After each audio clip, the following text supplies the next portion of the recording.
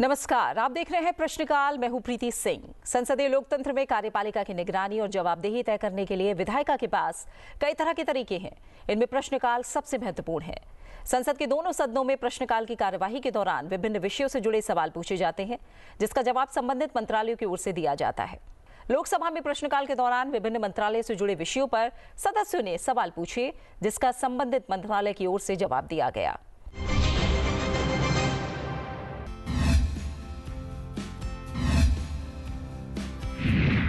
आज के कार्यक्रम का पहला सवाल जुड़ा है दिव्यांगजन से। इस सवाल को पूछा है लोकसभा सांसद ईटी मोहम्मद बशीर ने। उन्होंने सामाजिक न्याय और अधिकारिता मंत्रालय से पूछा कि क्या सरकार ने हाल के वर्षों में दिव्यांगजनों के कल्याण, कौशल विकास और समावेशी बुनियादी ढांचे के लिए कोई बड़ी परियोजनाएं या पहल आरंभ की हैं? अगर हाँ, तो ब्यौरा क्या है? क्या सरकार इस तथ्य से अवगत है कि अपर्याप्त बजट आवंटन और वित्त पोषण की कमी के कारण ऐसी कई परियोजनाएं विलंबित हैं या अधूरी रह गई हैं? अगर हाँ, तो ब्यौरा क्या है, जिसमें इस संबंध में स्वीकृत और आवश्यक धनराशि पर लंबित परियोजनाओं की संख्या भी शामिल है? देश में दिव्यांगजनों के लाभ के लिए वित्त पोषण की कमी को दूर करने और समय पर कार्यान्वयन सुनिश्चित करने के लिए मंत्रालय ने क्या कदम उठाए हैं? इस सवाल का जवाब दिया सामाजिक न्याय और अधिकारिता मंत्रालय में राज्य मंत्री बीएल वर्मा ने। अपने जवाब में उन्होंने बताया कि भारत सरकार ने दिव्यांगजनों के सशक्तिकरण और उत्थान के लिए कई पहल की हैं। 19 अप्रैल 2017 से प्रभावी दिव्यांगजन अधिकार अधिनियम 2016 में दिव्यांगताओं के प्रकार को 7 से बढ़ाकर 21 कर दिया गया है और यह अधिनियम समानता, शिक्षा, रोजगार और सुगम्यता जैसे अधिकारों को सुनिश्चित करता है। हालांकि भारत के संविधान की राज्य सूची की प्रविष्टि 9 के अनुसार दिव्यांगजनों को राहत प्रदान करना राज्य का विषय है, लेकिन केंद्र सरकार अपनी विभिन्न योजनाओं और प्रमुख पहलों के माध्यम से कल्याण, कौशल विकास और समावेशिता के साथ सुगम्य भारत के प्रयासों का समर्थन करती है, जिसमें कई बातें शामिल हैं, जैसे सहायक यंत्रों उपकरणों की खरीद, फिटिंग के लिए दिव्यांगजनों को सहायता, एडिप योजना के तहत दिव्यांगजनों को उनकी गतिशीलता, स्वतंत्रता और पुनर्वास को बढ़ावा देने के लिए आधुनिक और वैज्ञानिक रूप से निर्मित सहायक यंत्रों और उपकरणों जैसे व्हीलचेयर, श्रवण यंत्र, कृत्रिम अंग, स्मार्ट बेंच, मोटर चालित तिपाहिया साइकिल और कम दृष्टि वालों के लिए पात्र दिव्यांगजनों को सहायक उपकरण प्रदान किए जाते हैं। पात्र लाभार्थियों को सहायक यंत्र और सहायक उपकरण वितरित करने के लिए कार्यान्वयन एजेंसियों को निधियां संवितरित की जाती हैं।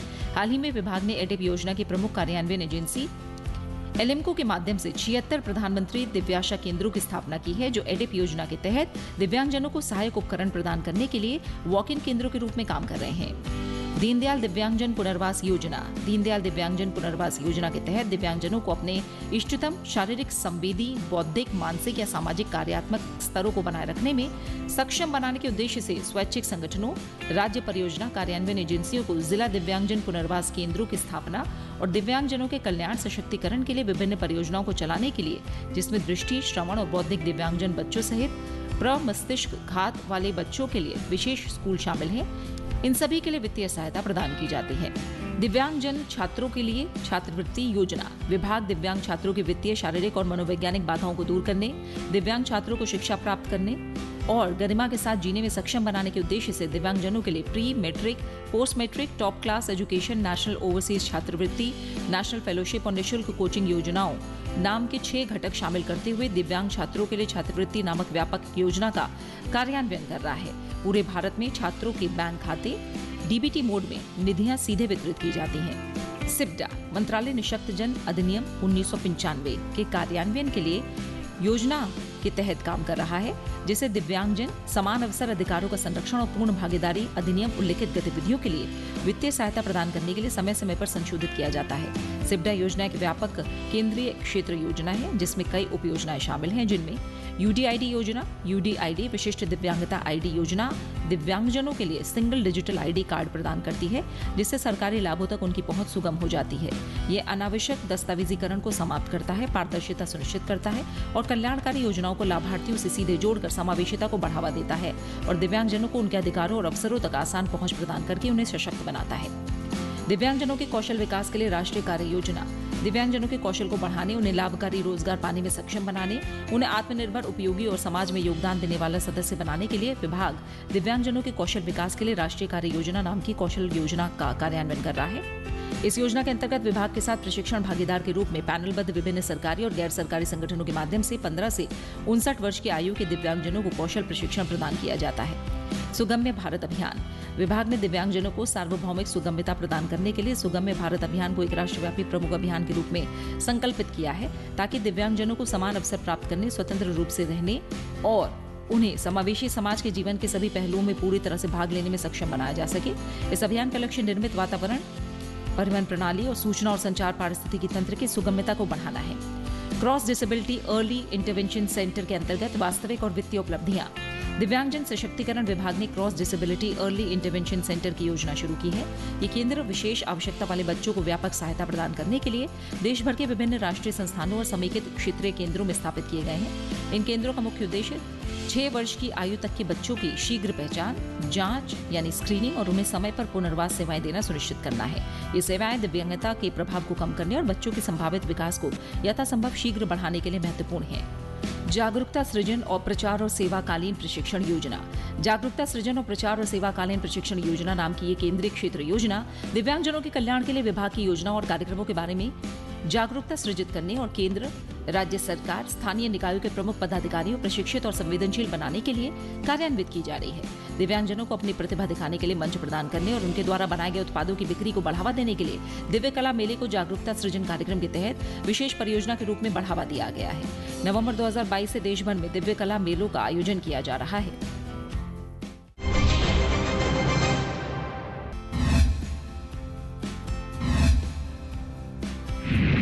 आज के कार्यक्रम का अगला सवाल जुड़ा है लाभदायक आय के लिए परिवर्तनकारी कृषि से। इस सवाल को पूछा है लोकसभा सांसद इटेला राजेंद्र और डीके अरुणा ने।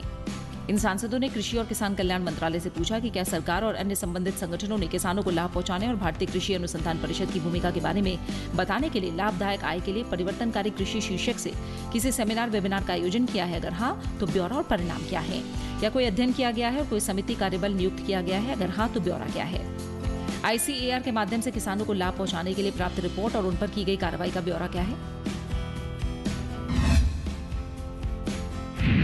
इस सवाल का जवाब दिया कृषि और किसान कल्याण मंत्रालय में राज्य मंत्री भागीरथ चौधरी ने। अपने जवाब में उन्होंने बताया कि भारतीय कृषि अनुसंधान परिषद और अन्य संबंधित संगठनों ने हितधारकों की संवर्धित आय, उन्नत सामाजिक आर्थिक स्थिति के लिए परिवर्तनकारी कृषि पर सेमिनारों, वेबिनारों का आयोजन किया है। कृषि में परिवर्तन के लिए अनेक इनोवेटिव प्रौद्योगिकियां विकसित की गई हैं और उनका प्रसार किया गया है, जिससे किसानों की आय में सुधार हो रहा है। इसमें शामिल है गुणवत्ता बीज और रोपण सामग्री, जलवायु अनुकूल कृषि पद्धतियां, एकीकृत कृषि प्रणाली, प्राकृतिक कृषि, जैविक खाद्य उत्पादन, प्रेसिजन कृषि, संरक्षित खेती का विकास। साथ ही इसमें कृषि आधारित उद्यमों जैसे कि वर्मी कंपोस्टिंग, अहाता खेती यानी बैकयार्ड फार्मिंग, अलंकारिक मत्स्य पालन, खुम्ब की खेती और मधुमक्खी पालन में उद्यमशीलता विकास और किसानों और अन्य हितधारकों की क्षमता निर्माण करना भी शामिल है। हालांकि भारतीय कृषि अनुसंधान परिषद द्वारा लाभदायक आय के लिए परिवर्तनकारी कृषि शीर्षक पर किसी सेमिनार, वेबिनार का आयोजन नहीं किया गया। किसानों की आय को दुगना करने के लिए रणनीतियों का सुझाव देने के लिए किसानों की आय को दुगना करने वाली समिति बनाई गई है। रिपोर्ट में प्रौद्योगिकियों के प्रसार के लिए और किसानों द्वारा इन्हें अपनाने के लिए कृषि विस्तार सेवाओं को महत्व को दर्शाया गया है। भारतीय कृषि अनुसंधान परिषद के कृषि विज्ञान केंद्र जमीनी स्तर के एक ऐसे सर्वाधिक प्रभावशाली संस्थान है जो कि किसानों का सहयोग कर रहे हैं और प्रयोगशाला से खेत तक के अंतराल को कम करके इनोवेशन लाकर ग्रामीण किसान समुदाय में जानकारी, क्षमता निर्माण और विश्वास उत्पन्न करके उनकी मदद कर रहे हैं। किसानों की आय को दुगना करने के लिए कृषि विज्ञान केंद्रों द्वारा किसानों के कौशल को बढ़ाया जाता है, जिसमें इनके द्वारा विभिन्न प्रशिक्षण कार्यक्रम चलाए जाते हैं, नई टेक्नोलॉजी के अग्रिम पंक्ति प्रदर्शन लगाए जाते हैं, बीज और रोपण सामग्री का वितरण किया जाता है, फसलों, पशुधन और जलवायु पर परामर्शी सेवाएं प्रदान की जाती हैं।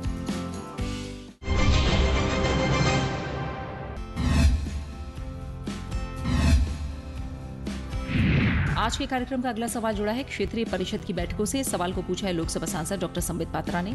उन्होंने गृह मंत्रालय से पूछा कि 2014 और 2025 के बीच क्षेत्रीय परिषदों की कितनी बैठक हुई और उनके मुख्य परिणाम क्या रहे हैं। बाल कुपोषण उन्मूलन, सहकारिता आंदोलन को मजबूत करने, महिला सशक्तिकरण और पंचायतों की आय बढ़ाने के लिए क्षेत्रीय परिषदों के माध्यम से सरकार द्वारा क्या कोई कार्य योजना तैयार की गई है? अगर हाँ, तो ब्यौरा क्या है? क्या क्षेत्रीय परिषदों को और अधिक प्रभावी बनाने के लिए सरकार के पास कोई योजना विचाराधीन है? अगर हाँ, तो ब्यौरा क्या है? इस सवाल का जवाब दिया गृह मंत्रालय में राज्य मंत्री नित्यानंद राय ने। अपने जवाब में उन्होंने बताया कि 1 जनवरी 2014 से 31 जुलाई 2025 के बीच क्षेत्रीय परिषदों और उनकी स्थायी समितियों की 63 बैठकें आयोजित की गई हैं, जिनमें राज्य सरकारों, संघ राज्य क्षेत्र प्रशासनों और केंद्रीय मंत्रालय विभागों द्वारा प्रायोजित व्यापक मुद्दों पर विस्तार से चर्चा की गई है और सहयोगात्मक भावना से ऐसे मुद्दों को सुलझाने या प्रगति प्राप्त करने के उद्देश्य से उचित सिफारिशें की गई हैं। क्षेत्रीय परिषदों की बैठकों में बाल कुपोषण उन्मूलन, सहकारिता आंदोलन को मजबूत करने, महिला सशक्तिकरण और पंचायतों की आय बढ़ाने से संबंधित मुद्दों पर चर्चा की गई है, जिसमें प्रगति की स्थिति के साथ चिंता के बिंदुओं और इन मुद्दों पर कार्रवाई पर भी चर्चा की गई है। जनवरी 2023 से सभी क्षेत्रीय परिषदों और उनकी स्थायी समितियों की बैठकों में पोषण अभियान के माध्यम से बालिकाओं में कुपोषण को दूर करने के एजेंडे पर नियमित रूप से चर्चा की गई है। सहकारी आंदोलन को मजबूत करने के मुद्दे पर अगस्त 2023 से सभी क्षेत्रीय परिषदों और उनकी स्थायी समितियों की बैठकों में सहकार से समृद्धि, देश में सहकारी आंदोलन को मजबूत करना शीर्षक पर महिला सशक्तिकरण एजेंडे के साथ ही महिलाओं और बच्चों के खिलाफ पॉक्सो अधिनियम के तहत बलात्कार और यौन अपराधों के मामले में त्वरित जांच और ऐसे मामलों की समय पर सुनवाई के लिए फास्ट ट्रैक विशेष अदालतों की योजना के कार्यान्वयन की स्थिति पर जनवरी 2022 से सभी क्षेत्रीय परिषदों और उनकी स्थायी समितियों की बैठकों में चर्चा की गई है। पंचायतों की आय बढ़ाने से संबंधित एजेंडे पर 24 जून 2025 को आयोजित मध्य क्षेत्रीय परिषद की 25वीं बैठक के साथ ही इससे पहले इसकी स्थायी समिति में भी चर्चा की गई है। क्षेत्रीय परिषदों द्वारा राज्य सरकारों, संघ राज्य क्षेत्र प्रशासनों और केंद्रीय मंत्रालयों विभागों को उनके द्वारा प्रायोजित मुद्दों पर सहयोगात्मक भावना से चर्चा करने और ऐसे मुद्दों के समाधान या प्रगति प्राप्त करने के उद्देश्य से उचित सिफारिशें करने के लिए एक प्रभावी वैधानिक मंच उपलब्ध कराने के मद्देनजर क्षेत्रीय परिषदों और उनकी स्थायी समितियों की बैठकों की संख्या और उनमें चर्चा किए गए मुद्दों की संख्या में पिछले वर्षों की तुलना में पर्याप्त वृद्धि देखी गई है।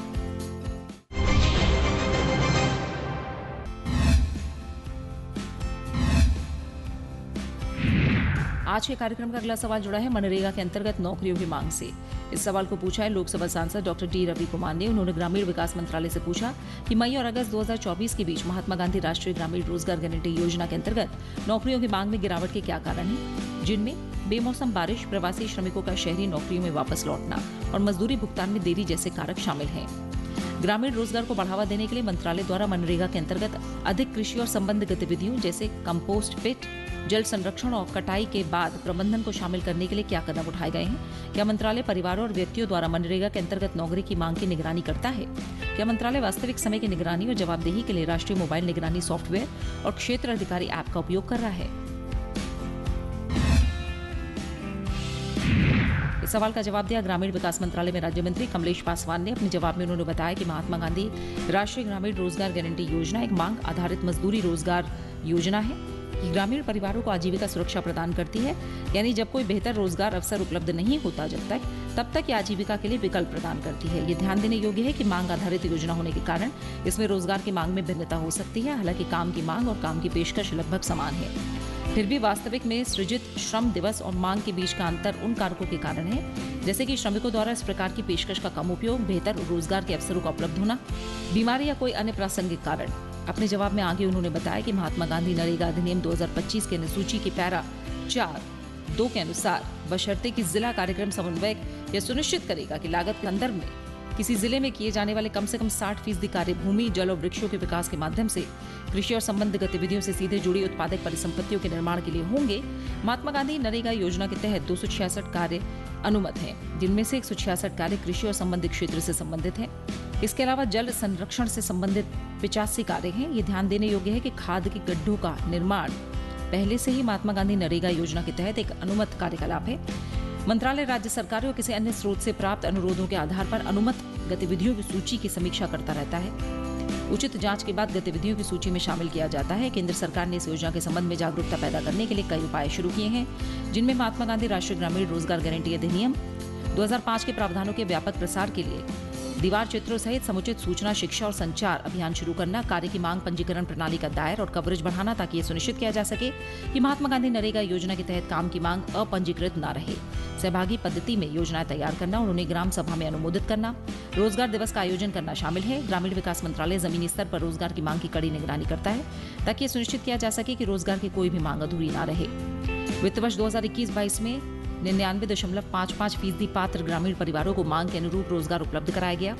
इसी तरह वर्तमान वित्त वर्ष 2025-26 31/7/2025 तक के दौरान 99.79% पात्र ग्रामीण परिवारों को मांग के अनुरूप रोजगार उपलब्ध कराया गया। महात्मा गांधी राष्ट्रीय ग्रामीण रोजगार गारंटी योजना के कार्यान्वयन में पारदर्शिता और जवाबदेही सुनिश्चित करने के लिए मंत्रालय ने निर्णय लिया है कि राज्य संघ राज्य क्षेत्र में 1 जनवरी 2023 से NMMS के माध्यम से सभी कार्यों व्यक्तिगत लाभार्थी कार्य को छोड़कर इनके संबंध में एक दिन में श्रमिक की 2 टाइम स्टैंप वाले जियो टैग के लिए फोटोग्राफ के साथ राष्ट्रीय मोबाइल निगरानी प्रणाली ऐप के माध्यम से कार्यस्थल पर उपस्थिति दर्ज करना सुनिश्चित करेंगे। NMMS एप्लीकेशन के कार्यान्वयन से उपस्थिति प्रणाली प्रबंधन और प्रक्रिया की समग्र दक्षता में उल्लेखनीय सुधार हुआ है। NMMS एप्लीकेशन मजदूरी के समय पर भुगतान में भी मदद करती है, क्योंकि वेतन सूची और FTO उसी दिन तैयार किए जा सकते हैं जिस दिन उपस्थिति दर्ज की गई हो। इससे पहले मैनुअल उपस्थिति प्रणाली के कारण इस प्रक्रिया में अधिक समय लगता था। राज्यसभा में प्रश्नकाल के दौरान विभिन्न दलों के सांसदों ने मंत्रालय से जुड़े कई विषयों पर सवाल पूछे, जिसका सरकार की ओर से जवाब दिया गया।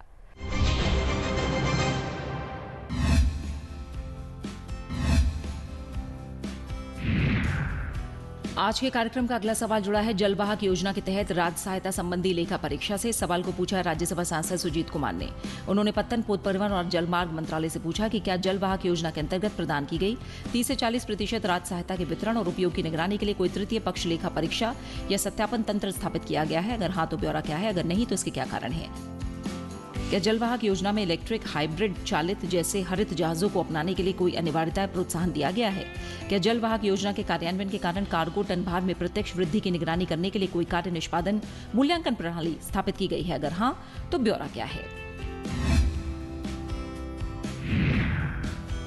इस सवाल का जवाब दिया पत्तन, पोत परिवहन और जलमार्ग मंत्री सर्बानंद सोनोवाल ने। अपने जवाब में उन्होंने बताया कि भारतीय नौवहन निगम की पूर्ण स्वामित्व वाली सहायक कंपनी अंतर्देशीय और तटीय नौवहन लिमिटेड जलवाहक योजना के कार्यान्वयन एजेंसी है। जलवाहक योजना के अंतर्गत जलमार्ग यात्रा पर किए गए कुल वास्तविक प्रचालन व्यय के 35% तक के वित्तीय प्रोत्साहन का प्रावधान है। योजना के अनुसार ICSL को वित्तीय वर्ष के अंत में एक रिपोर्ट के साथ उपयोग की गई राशि का सांविधिक लेखा परीक्षक द्वारा विधिवत प्रमाणित उपयोग प्रमाण पत्र प्रस्तुत करना अपेक्षित है। योजना का उद्देश्य कार्गो के मॉडल को अंतर्देशीय जल परिवहन मोड में शिफ्ट करने के लिए प्रोत्साहन देकर ऐसे शिफ्ट को प्रोत्साहित करना और हितधारकों का विश्वास बढ़ाने के उद्देश्य से IWT क्षेत्र की विश्वसनीयता और तत्परता प्रदर्शित करना है। जलवाहक योजना के निष्पादन मूल्यांकन के लिए पत्तन, पोत परिवहन और जलमार्ग मंत्रालय, IWAI और अंतर्देशीय और तटीय नौवहन लिमिटेड के प्रतिनिधियों की संचालन समिति का गठन किया गया है।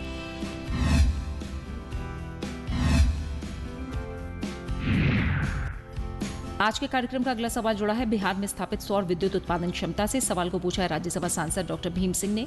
उन्होंने नवीन और नवीकरणीय ऊर्जा मंत्रालय से पूछा कि वर्तमान में बिहार राज्य में स्थापित सौर विद्युत उत्पादन क्षमता का ब्यौरा क्या है और इसका भारत की कुल सौर ऊर्जा उत्पादन क्षमता में कितना प्रतिशत योगदान है। क्या बिहार में मेगा या अल्ट्रा मेगा सोलर पार्क स्थापित करने के लिए केंद्र सरकार ने किसी परियोजना को मंजूरी दी है या प्रस्तावित किया है? अगर हाँ तो ऐसी परियोजना की अनुमति स्थापित क्षमता मेगावाट में कितनी है? क्या इन परियोजनाओं को ग्रीन एनर्जी कॉरिडोर, PM कुसुम या किसी राज्य नीति से जोड़ा गया है? इस सवाल का जवाब दिया नवीन और नवीकरणीय ऊर्जा में राज्य मंत्री श्रीपद येसो नाइक ने। अपने जवाब में उन्होंने बताया कि 30 जून 2025 की स्थिति के अनुसार बिहार राज्य में स्थापित सौर विद्युत उत्पादन क्षमता, जिसमें ग्रिड से जुड़ी जमीन पर स्थापित सौर परियोजनाएं, ग्रिड से जुड़ी रूफटॉप सौर परियोजनाएं और ऑफ ग्रिड सौर परियोजनाएं शामिल हैं, 328.34 मेगावाट है और भारत की कुल सौर उत्पादन क्षमता में इसका प्रतिशत योगदान लगभग 0.28% है। नवीन और नवीकरणीय ऊर्जा मंत्रालय ने बिहार में किसी भी सौर पार्क को मंजूरी नहीं दी है, क्योंकि राज्य सरकार से कोई प्रस्ताव प्राप्त नहीं हुआ है।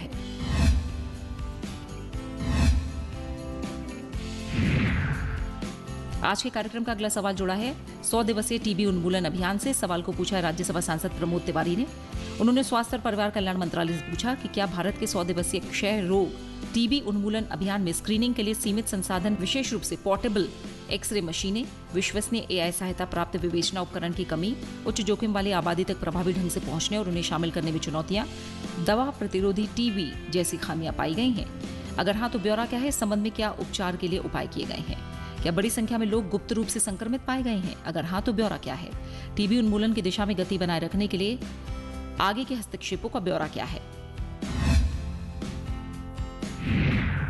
इस सवाल का जवाब दिया स्वास्थ्य और परिवार कल्याण मंत्रालय में राज्य मंत्री अनुप्रिया पटेल ने। अपने जवाब में उन्होंने बताया कि सरकार ने प्राथमिकता वाले जिलों में संवेदनशील आबादी और सामूहिक केंद्रों पर ध्यान केंद्रित करते हुए 100 दिवसीय टीबी मुक्त भारत अभियान चलाया।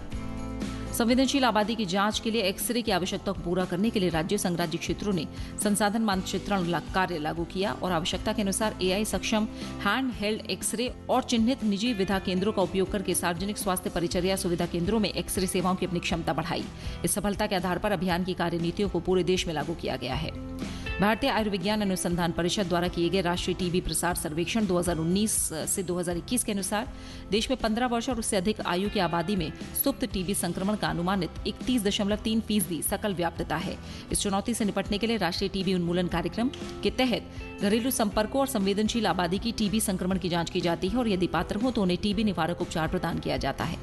2024 जनवरी से दिसंबर में 26.72 लाख पात्र व्यक्तियों को टीबी निवारक उपचार शुरू किया गया है। इसके अलावा एनटीईपी के तहत टीबी उन्मूलन की दिशा में गति बनाए रखने और अनुक्रिया में तेजी लाने के लिए उठाए गए प्रमुख कदम भी उन्होंने साझा किए, जिनमें राज्य जिला विशिष्ट कार्यनीतिक योजनाओं के माध्यम से उच्च टीबी भार वाले क्षेत्रों में लक्षित अंतक्षेप, टीबी रोगियों को निःशुल्क दवाएं और निदान सेवाएं प्रदान करना, दूरदराज और ग्रामीण क्षेत्रों तक पहुंचने के लिए मोबाइल डायग्नोस्टिक इकाइयों के माध्यम से संवेदनशील आबादी के बीच टीबी के मामलों की गहन खोज, आयुष्मान आरोग्य मंदिर को टीबी जांच और उपचार सेवाओं का विकेंद्रीकरण, टीबी मामलों की सूचना और प्रबंधन के लिए प्रोत्साहन के साथ निजी क्षेत्र की भागीदारी, टीबी के शीघ्र निदान की सुविधा के लिए सभी ब्लॉकों में आणविक नैदानिक प्रयोगशालाओं का विस्तार, संपूर्ण उपचार अवधि के लिए पोषण सहायता के रूप में प्रति रोगी 1,000 रुपए प्रति माह की निःक्षय पोषण योजना, कलंक को कम करने, सामुदायिक जागरूकता बढ़ाने और स्वास्थ्य संबंधी व्यवहार में सुधार के लिए गहन सूचना, शिक्षा और संचार अंतक्षेप, टीबी रोगियों और कमजोर आबादी के संपर्कों को टीबी निवारक उपचार का प्रावधान, निःक्षय पोर्टल के माध्यम से अधिसूचित टीबी मामलों की ट्रैकिंग, निःक्षय मित्र पहल के तहत टीबी रोगियों और घरेलू संपर्कों को अतिरिक्त पोषण सहायता का प्रावधान।